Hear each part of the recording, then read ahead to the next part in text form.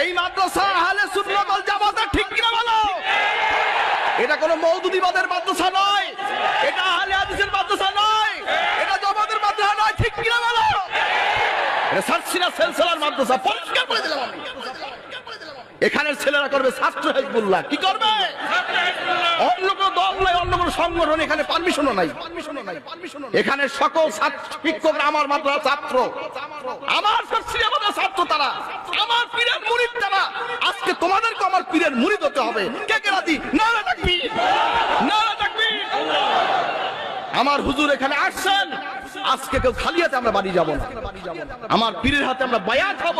এই বায়াতের সিরিয়াল আমার নবী সাল্লাল্লাহু আলাইহি ওয়াসাল্লাম পর্যন্ত, সেখান থেকে আমার আল্লাহ পাকের কুদরতি হাত তাদের উপরে। বলেন না সুবহানাল্লাহ। হাজরিন ভাইরা আমার, বেশি এলেম ফুডান কি নিয়ে এখানে করবেন না।